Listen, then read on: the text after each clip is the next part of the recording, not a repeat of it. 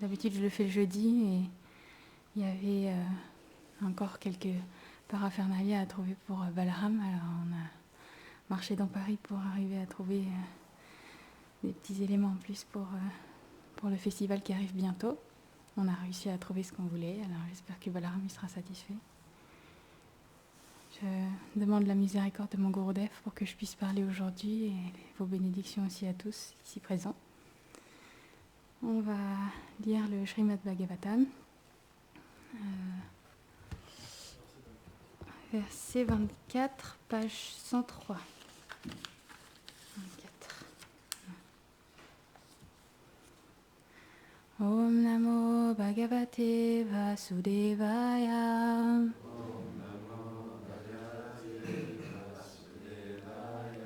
Om Namo Bhagavate Vasudevaya.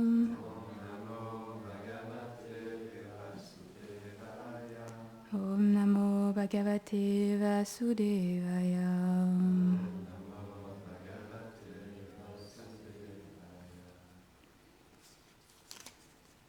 Alors, le verset 24. Tata kalo samprarvrite samohaya suradvrisham buddho namanjana sutta kikateshu bhavashyati. Traduction. La 21e émanation du Seigneur sera Bouddha. Il apparaîtra dans l'âge de Kali, comme le fils d'Anjana et Kikata, afin d'illusionner les athées. Commentaire. Le mot Kikateshu signifie que l'avatar Bouddha apparut dans la région de Gaya. Il répandit une interprétation de la non-violence à une époque où sous prétexte des sacrifices védiques, la masse des gens déviants avait pratiquement transformé les maisons en abattoirs.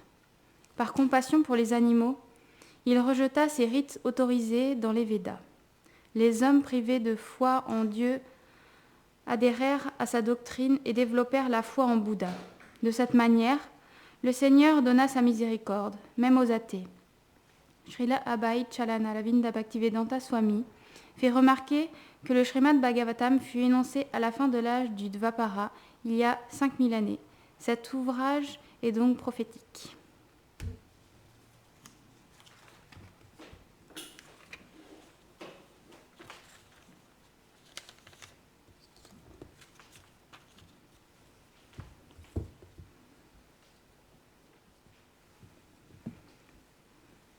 Om Ganati Mirandasya Gyanam Jaram Shalakaya Shakshurun Militamyena Tasmai Shri Gurave Namaha Shri Chaitanya Madhubhishtam Stapitam Yena Bhutare Svayam Rupa Kadamadyam Dadati Svapadantikam Vanshakalpatarubhyascha Kripa Sindhubhya Evacha Patitanam Pavanebhyo Vaishnavebhyo Namo Namaha Jayo Shri Krishna Chaitanya Prabhu Nityananda Shri Advaita Gadada Shrivasadi Gaura Bhakta Vrinda Hare Krishna Krishna Krishna Hare Hare Hare Ramo Ramo Ramo Hare Hare Namam Vishnu Padaya Krishna Prestaya Bhutare Srimate Bhaktivedanta Swami Niti Namine Namaste Sarasvate Deve Gauravani Pracharine Nirvishesha Shunyavadi Prasacha Deshatarine.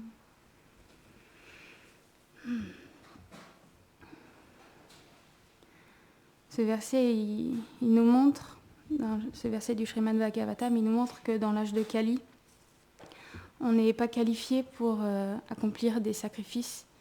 Et c'est pour cette raison que que Krishna est apparu dans cette forme de Bouddha, pour supprimer ces sacrifices où effectivement il y avait des animaux qui étaient sacrifiés, mais dans les âges d'avant, ils avaient la qualification de pouvoir redonner immédiatement un corps jeunes à ces animaux qui étaient sacrifiés. Mais nous, dans cet âge, on n'est pas capable de le faire, et c'est pour ça que cette pratique, elle a été enlevée. Et notre sacrifice à nous, c'est le chant du Mahamantra, et c'est Chaitanya Mahaprabhu qui est venu nous montrer cette marche à suivre pour pouvoir continuer dans cette voie et pouvoir nous réaliser. C'est cette méthode-là pour cet âge un peu difficile. Et c'est aujourd'hui, en plus, on va parler de sacrifice. Mais là, c'est pas l'âge de Kali, alors. Il y avait beaucoup de prêtres qualifiés dans le Dvapara Yuga. On va redonner un petit peu le contexte de la dernière fois.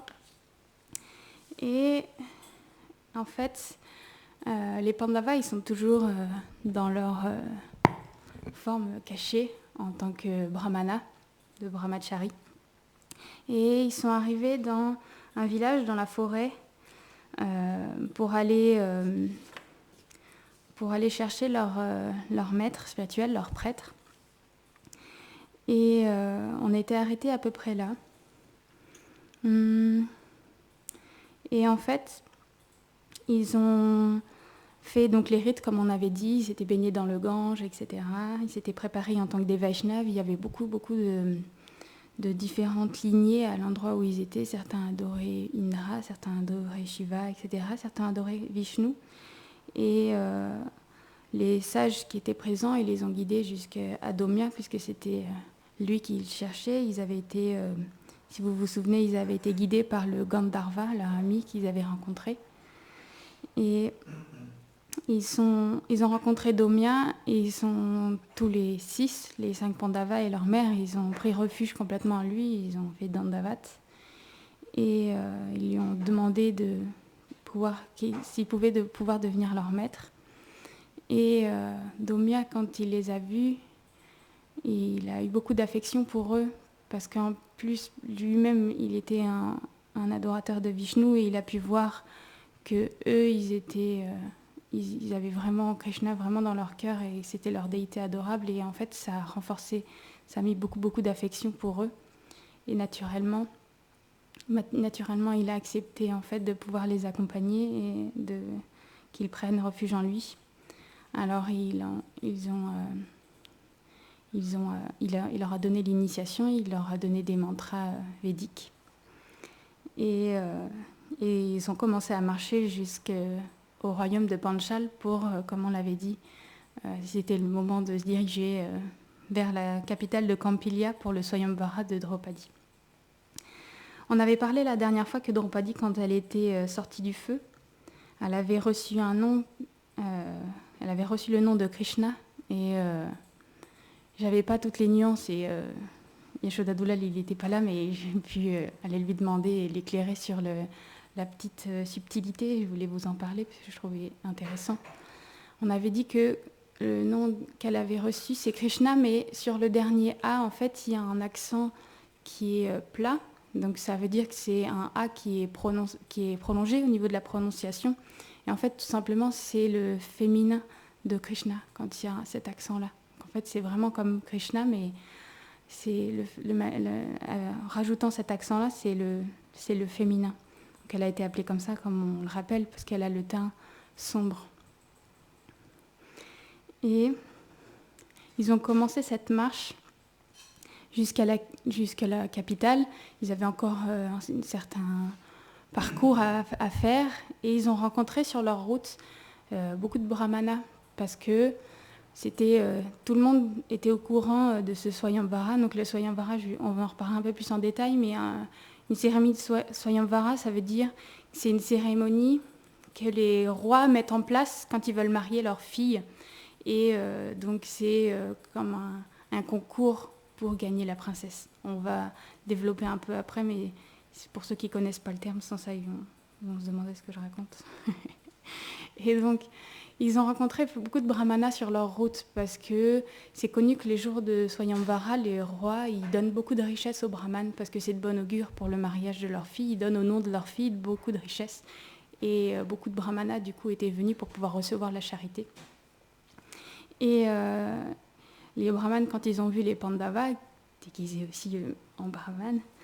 Ils ont commencé à parler avec eux et leur dire qu'il y avait un Swayambhara dans cette ville qui allait avoir lieu. S'ils voulaient les accompagner, ils pourraient guider les Pandavas jusqu'à cette ville-là, parce qu'ils ont dit un petit peu, ils ont raconté de nouveau l'histoire de Draupadi, les descriptions de Draupadi aux Pandavas, toujours contents. Et leur ont conseillé de venir, et puis ils leur ont dit, mais vos vêtements, ils sont très vieux, on va faire en sorte de vous trouver des plus beaux vêtements, et parce qu'en fait, vous êtes vraiment très beaux, vous êtes beaux comme des êtres célestes, et qui sait, la princesse pourrait choisir l'un d'entre vous. Ils ont commencé à parler comme ça.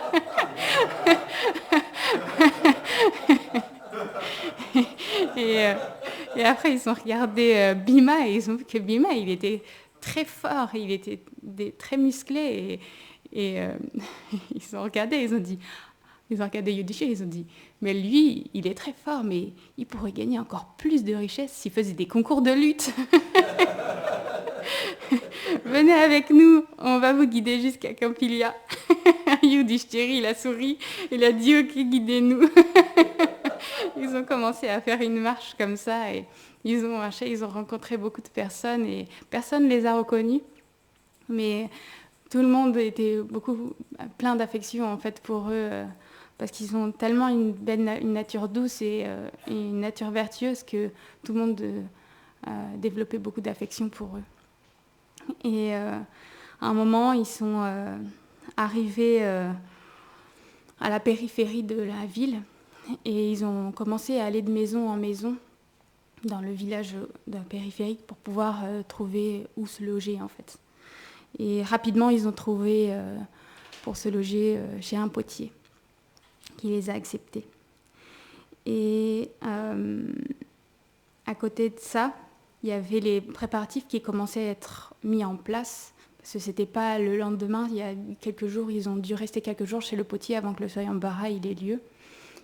Comme ils avaient fait avec Achakra, ils ont vécu de la mendicité.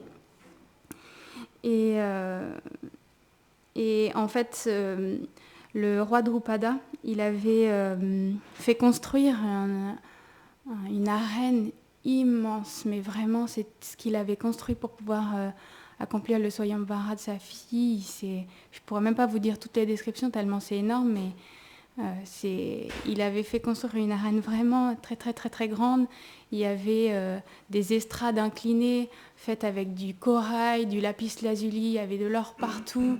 Et en face de ces sièges, il y avait des trônes en or pour le côté où il y avait les rois qui devaient être accueillis, puisqu'il devait y avoir énormément de rois et de princes qui devaient venir parce qu'ils voulaient participer à pouvoir gagner cette princesse. Alors il avait fait en sorte de mettre des sièges en or magnifiques, et autour de la reine, il avait fait construire des palais en or tellement hauts, avec des tours tellement hautes que ça touchait les nuages, et c'était comme comparable au pic du mont Kailash. C'était des grands palais en or, et la reine était merveilleusement décorée, il y avait des pierres précieuses partout, des guirlandes de fleurs, il y avait 100 portes, 100 immenses portes capables de faire rentrer chacun une foule immense. Et ça devait être vraiment incroyable. Et le jour du Swayambhara arrive, il y a tout le monde qui commence à se présenter devant la reine, il y a les rois qui commencent à rentrer par la porte nord.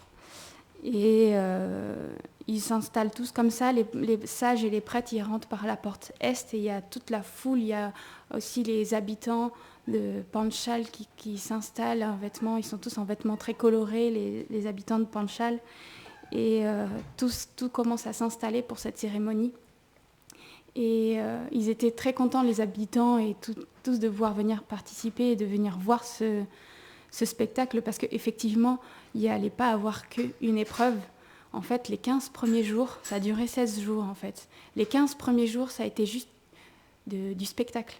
Il y a eu de la danse, des contes d'histoires anciennes védiques, il y a eu beaucoup de feux de sacrifice aussi. Et tous les jours, pendant 15 jours, il y avait des athlètes, des lutteurs. C'est vraiment du spectacle pour pouvoir divertir. Et pendant tous ces 15 jours, le roi Drupada, il a distribué la richesse aux brahmanes qui étaient venus. Et il a vraiment distribué des quantités immenses de richesses. Bien évidemment, les Pandavas, ils étaient assis avec les brahmanas, mais ils ne sont pas venus chercher la charité parce que quand même, ils n'étaient pas brahmanes et c'était des brahmacharis, on peut dire. C'était quand même des brahmacharis, mais ils ne sont pas venus chercher la charité. Ils sont restés assis là. Et c'est seulement le 16e jour que Draupadi, elle s'est présentée dans l'arène. Elle n'est pas apparue avant. Alors elle s'est bien préparée. Elle a mis un sari, un vêtement de soie jaune scintillant et des parures et des bijoux en or. Elle portait un plateau d'or avec la guirlande nuptiale posée dessus et elle s'est présentée comme ça dans l'arène. Elle a avancé jusqu'à son père puisqu'elle est venue s'asseoir à côté de lui. Et à ce moment-là où elle est rentrée dans l'arène, il y a les Pandavas qui se sont levés et pour pouvoir la regarder avancer. Et tout le monde s'est mis à la regarder. Les rois qui étaient présents pour venir gagner Draupadi, ils ont commencé à se challenger, à se jalouser les uns les autres en disant « Oui, cette princesse sera mienne. Moi, je suis le plus fort. C'est moi qui gagnerai la princesse. » Ils ont commencé à faire des grosses joutes C'était devenu un brouhaha très intense et tous les rois ils se sont mis comme ça. Il y avait vraiment, vraiment beaucoup de rois qui étaient venus. Et en fait, en face des Pandavas dans l'arène, donc les Pandavas ils étaient avec les Brahmanas et en face il y avait d'autres royaumes. Et en fait, en face d'eux, il y avait les Yadavas. Et parmi les Yadavas, il y avait Krishna et Balaram qui étaient dans l'arène. Ils étaient venus pour voir ce merveilleux fait s'accomplir. Et, les Yadavas, c'est pas expliqué. Je pense qu'ils étaient plutôt venus de Dwarka. Parce qu'à chaque fois, j'ai entendu plutôt parler de Dwarka. À ce moment-là. Et en fait... parce que Krishna, on connaît, il est toujours très blagueur. Il est blagueur, il a regardé son frère Balaram et il a dit « Regarde, c'est 5 brahmanas en face de nous. » Il ressemble drôlement en Pandava.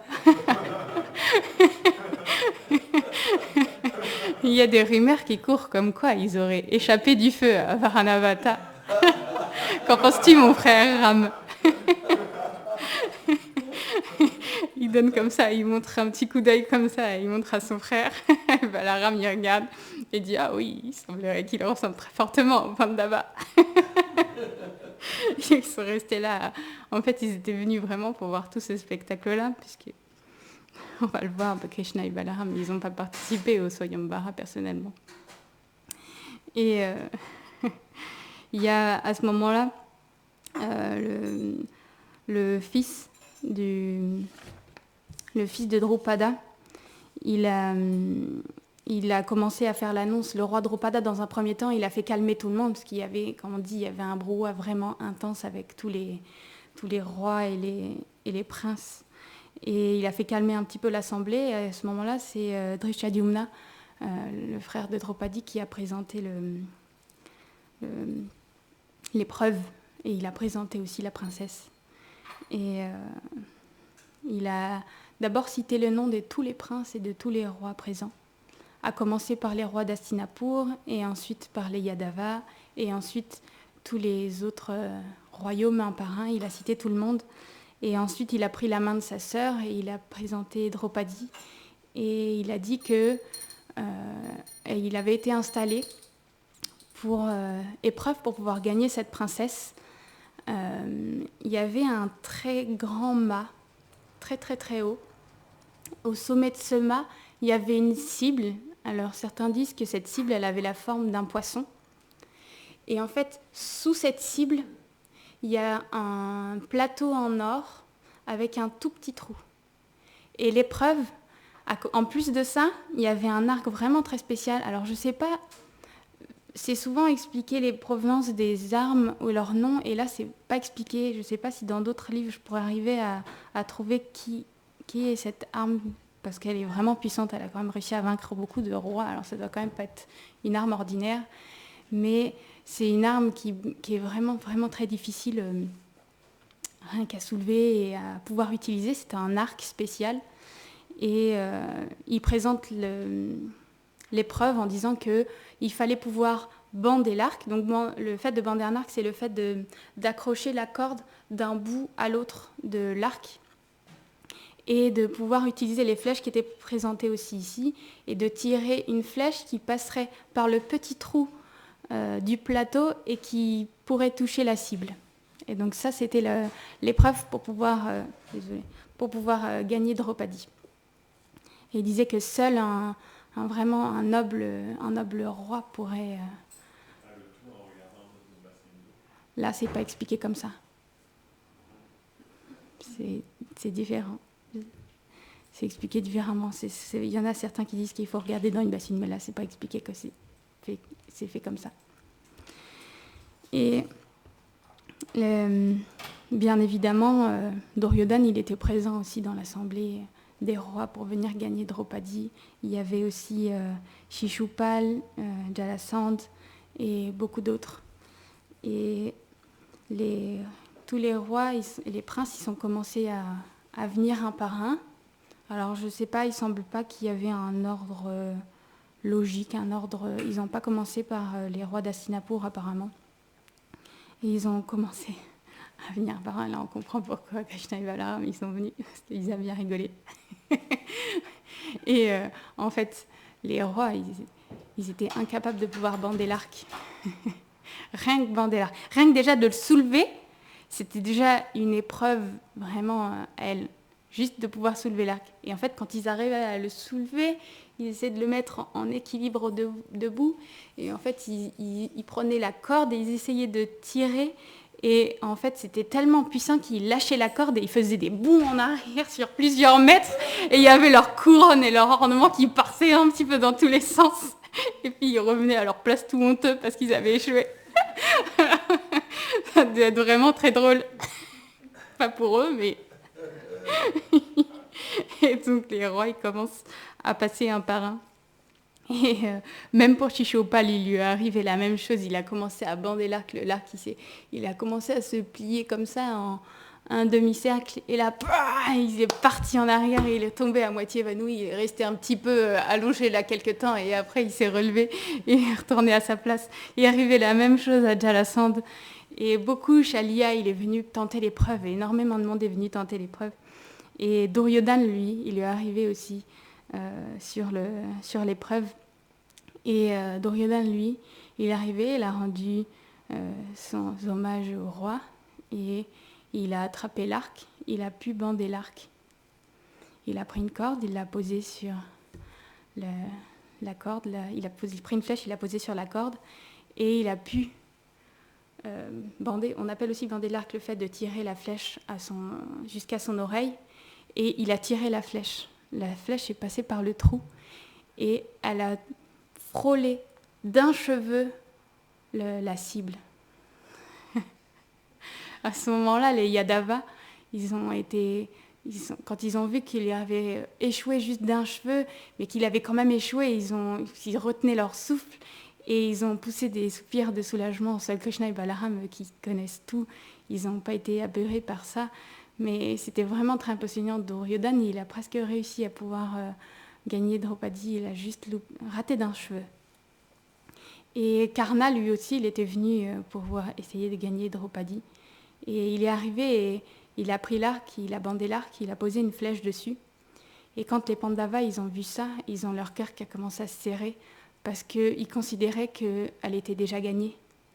Parce qu'il connaissait la puissance de Karna et que si jamais il tentait l'épreuve, c'est sûr qu'il allait réussir.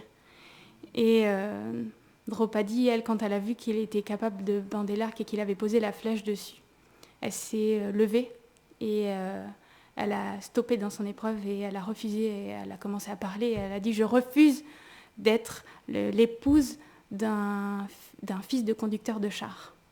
Et c'était dans son droit de pouvoir de pouvoir refuser un tel mari. Et en fait, elle a refusé devant tout le monde. Et Karna,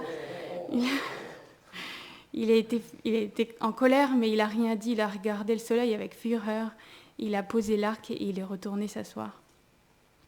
Et tous les rois comme ça, ils sont passés un par un et ils ont tous raté. Il n'y en a pas un qui a réussi l'épreuve. À ce moment-là, Arjuna, il a regardé son maître Domya et son maître, il lui a fait un signe d'assentiment pour qu'il puisse se lever. Et c'était à son tour de venir.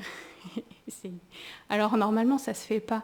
Les brahmanas, ils tentent jamais les épreuves parce que ce n'est pas vraiment dans leur, on va dire dans leurs compétences et puis dans leur fonction. Les Swayamvara sont généralement destinés pour les kshatriyas.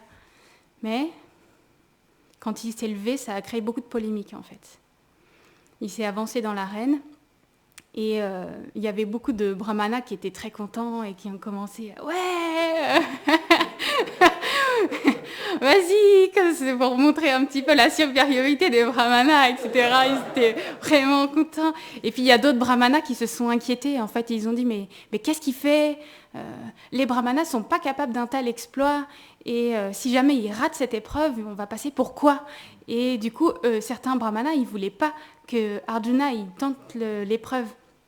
Et il y a eu comme ça un petit brouhaha, il y a eu un consensus. Les brahmanas ont commencé à dire mais vous ne voyez pas les épaules qu'il a, il a des bras comme des trompes d'éléphant, il est musclé, et s'il s'est levé, c'est qu'il a une certaine force, une certaine énergie, une certaine puissance. Et il a existé par le passé des brahmanas qui ont accompli des très grands faits, comme Parashura, mais d'autres, Kashyapa, etc. Ils ont accompli des très grands faits, et ils ont réussi à battre des kshatriyas. Donc pourquoi ce serait un mal qu'un brahmana puisse tenter l'épreuve ? Et les brahmanas ont accordé qu'il puisse participer. Alors il a avancé dans l'arène et il est allé se présenter devant le roi Drupada. Et il a demandé l'autorisation aussi à Drupada de pouvoir participer. Et il faut quand même savoir que Drupada, il avait caché à tout le monde, mais il avait fait cette épreuve vraiment très difficile au tir à l'arc parce qu'il voulait qu'il n'y ait que Arjuna qui puisse réussir cette épreuve-là. Il n'avait pas dit, mais c'était son désir. Il aurait aimé que... parce qu'il y avait ces rumeurs, il avait quand même entendu ces rumeurs qu'éventuellement les Pandavas n'étaient pas morts dans le feu. Et il s'était dit que peut-être ils pourraient se remanifester à ce moment-là, mais il y avait quand même une certaine tristesse et une certaine incompréhension parce que il avait fait accomplir ce feu de sacrifice de la naissance de Draupadi pour qu'elle puisse être l'épouse de Arjuna, mais la rumeur était que Arjuna était mort. Mais comment le prêtre, le brahman, il avait pu accomplir ça si ça ne peut pas se passer ? Comment quelque part les paroles du brahman, elles seraient fausses ? Et du coup, c'était un petit peu difficile à comprendre toute cette situation. Mais quand il a vu ce brahmana devant lui, il a vu qu'il avait l'air d'une puissance. Et puis, il a eu une certaine affection pour ce brahman. Et il a dit que ça n'avait jamais été une honte que les brahmanes montrent leur supériorité face aux kshatriyas. Et qu'il n'y avait pas de raison qu'ils ne puissent pas participer à cette épreuve-là. Et donc il a accepté. Arjuna, il a commencé à se préparer. Il a fait 3 fois le tour de l'arc. Il a fait une prière à Shiva. Et il a focalisé complètement son mental sur les pieds pareils au lotus de Krishna. Alors il a attrapé l'arc de la main droite. Il l'a soulevé sans aucun effort. Il a pris une flèche. Non, d'abord il a bandé l'arc. Il a bandé l'arc très rapidement, vraiment sans aucune difficulté. Il a posé la flèche sur l'arc, il a bandé comme Arjuna il fait, il a bandé en cercle complet l'arc, il a visé, et à ce moment-là, la flèche, elle est partie à toute vitesse, elle est passée à travers le trou, elle a touché la cible, et la cible est tombée par terre, par la puissance du tir. Et à ce moment-là, toute la foule s'est mise à crier. C'était des foules, des effervescences dans toute l'assemblée, parce que c'est vraiment un fait extraordinaire. Et en plus, c'était un brahmana qui avait accompli ça. Et les brahmanas, ils ont tous mis à secouer leurs vêtements supérieurs en peau de daim.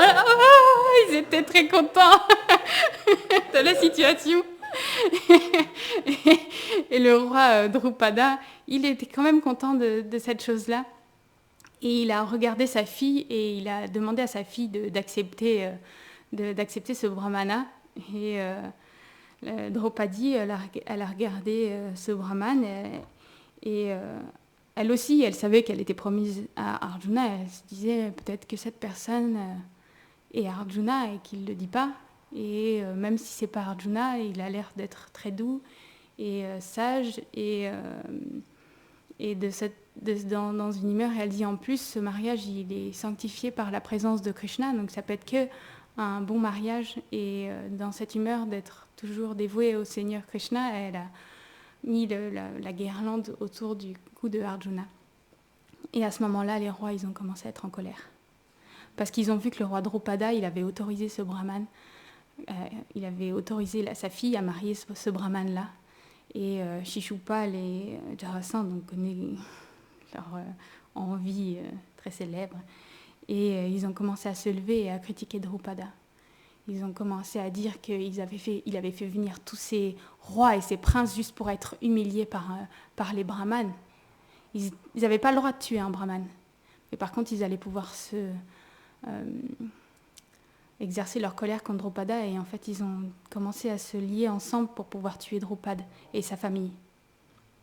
Et les Pandavas, eux, comme la guirlande avait été mise autour du cou d'Arjuna, ils avaient commencé, toutes les 5 Pandavas, avec leur mère et avec Draupadi, à marcher en direction de la sortie en fait, de la reine. Et Yudhishthir, quand il a vu que cette colère était en train de vraiment s'installer, qu'ils commençaient à lever les armes contre Drupada, il a vu qu'il était comme Drupada, il était comme son beau-père. Il ne pouvait pas le laisser dans une telle situation. Et en fait, il a regardé Arjuna et Bhima et il leur a dit d'aller aider le roi Drupada, parce que là, ça allait commencer à vraiment mal se passer. Drupad, il avait donné des ordres à son armée de venir protéger la reine. Et la reine là où ils étaient, enfin la famille royale, sa famille royale Drupada, il a commencé à faire déployer son armée. Et Arjuna, il est venu, il a attrapé l'arc dont il s'était servi pour l'épreuve. Et Bhima, il a arraché un énorme arbre sale. Je ne sais pas si vous vous souvenez, mais cette sorte d'arbre, l'arbre sale, on en avait parlé, je ne sais pas si c'était la dernière fois ou la fois d'avant, c'est Hidimba et Dimbi, ils vivaient dans un arbre sale. Donc c'est que ça doit être vraiment un arbre vraiment gigantesque, vraiment un arbre puissant. Et il est arrivé, ils se sont mis devant le roi Drupada pour protéger le roi. Et à ce moment-là, il y a de nouveau une petite intervention de Krishna et de Balaram.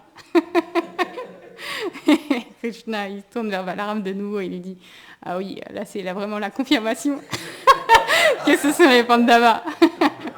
Personne d'autre que Bhima aurait pu être capable d'arracher un arbre sale. » Et Balaram, il lui répond, c'est tellement merveilleux que les Pandavas, ils aient pu survivre au feu de Varanavata. Alors c'est un jeu, parce que Krishna et Balaram, ils savent tout. Il y a toutes ces joutes de phrases que je trouve vraiment très drôles, parce qu'ils se mettent dans un jeu où ils ne savent pas, alors qu'ils sont au courant de tout ce qui se passe, et que Krishna, tout se passe selon sa volonté, en fait. C'est très drôle. Et eux, ils n'ont pas agi, les Yadavas, Krishna et Balaram, ils ne se sont pas levés. Ils sont restés à l'écart à ce moment-là. Et il y avait tous les autres rois, ils ont commencé à avancer vers les brahmanes. Et même tous les brahmanas, et du coup, ils ont aussi pris leur peau et se sont mis du côté aussi des brahmanes, parce qu'ils ont vu parce que c'était contre eux quelque part aussi, parce qu'ils n'acceptaient pas qu'un brahmane il puisse être le roi quelque part, le futur roi, le mari en tout cas de Draupadi, parce que c'est pas vraiment le roi de ce royaume, mais ils n'acceptaient pas le mariage avec Draupadi, et ils ont voulu défendre, et Arjuna il les a calmés, et il a essayé de leur dire de ne pas participer à ce combat, parce que Arjuna il voulait pas que les brahmanes ils puissent recevoir des coups. Et il y avait Karna aussi parmi eux, parmi les rois. Ils étaient tous avancés. Il y avait Shalia, il y avait vraiment tous les rois qui s'étaient avancés pour pouvoir battre Drupad. Et Karna, il a commencé à parler et à dire que effectivement, c'était pas autorisé de tuer un brahmana, Mais si jamais ce brahmana il était prêt à combattre, il était prêt lui-même à combattre, alors c'était pas interdit de combattre contre un brahmana. Et du coup, on peut pas dire autrement, ils avaient pris les armes, alors ils étaient prêts à combattre. Alors Karna, il a commencé à décocher des flèches en direction de Arjuna. Et Arjuna, il lui a répondu, et il a commencé à avoir un combat entre les deux. Et à côté de ça, Bhima, il se battait contre Shaliya, donc son oncle. Son oncle maternel, Shaliya, il est le frère de Madri, la mère des jumeaux, qui est partie dans le feu de son époux. Et il a commencé à avoir ce combat-là, et le Karna, il n'arrivait pas à avoir le dessus sur Arjuna. À un moment, il s'est même évanoui, et en fait, il a commencé à avoir ce combat vraiment intense, et chacun, comme dans tous les combats, il disait, maintenant, tu vas voir, je vais décocher une arme encore plus puissante, vraiment une arme mortelle, et ils s'augmentaient comme ça le combat. Ils utilisaient même à un moment des armes mystiques, et vraiment, c'est devenu un combat très intense. Et Karna, il a arrêté le combat, en fait, parce qu'il lui a demandé d'abord qui il était. Il a demandé, mais est-ce que tu ne serais pas Parashuram? Parce que pour lui, il ne pouvait pas être battu par personne d'autre que Parashuram, Indra, Krishna ou Arjuna. Et il lui a dit, est-ce que tu n'es pas l'un d'entre eux? Et Arjuna, il a répondu, je suis ni Indra, ni Parashuram, ni quelque autre être céleste, être divin. Je suis simplement un brahmana. Il n'a pas dit qu'il était brahmana. Considère-moi simplement comme un brahmana érudit dans les mantras, etc.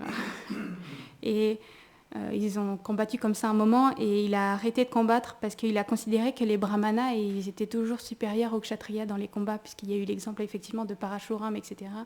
Et les brahmanas, par leur puissance d'érudition et leur puissance d'ascétisme, ils se trouvaient la plupart du temps, et même tout le temps, supérieurs en fait aux kshatriyas à cause de ça. Alors il a préféré arrêter le combat à ce moment-là. Et à côté de ça, Bhima, il était en train de se battre contre Shaliya, et c'était venu à la lutte. Et il luttait contre Shaliya, et à un moment, Bhima, il a attrapé Shaliya, il a fait tourner au-dessus de sa tête, et il a balancé plus loin, et le roi, il est devenu comme un peu évanoui, et vraiment mal en point. Et Bhima, il n'a pas voulu aller plus loin dans ce combat, parce qu'il a considéré que c'était son oncle. Et tous les rois, ils se posaient des questions, parce que ce qu'ils venaient d'accomplir, c'était pas un fait ordinaire. Et ils se sont dit, mais c'est qui ces brahmanas? Et ils ont commencé à avoir l'idée de leur demander leur identité, ce qu'ils n'avaient pas fait jusqu'à maintenant. Et à ce moment-là, Krishna, il s'est levé. À ce moment-là, Krishna, il s'est levé, et il a dit, arrêtez, cette Draupadi, elle a été gagnée d'une manière juste, et laissez Draupadi pouvoir partir avec ses brahmanes, parce que ça sert à rien qu'il y ait une effusion de sang aujourd'hui, et ça n'a pas été fait d'une mauvaise façon, et il a calmé l'assistance de cette façon-là, et les Pandavas, ils ont pu prendre la route, on va dire, avec Draupadi en direction de la maison du potier pour pouvoir présenter Draupadi à leur mère. Et l'histoire se termine comme ça aujourd'hui.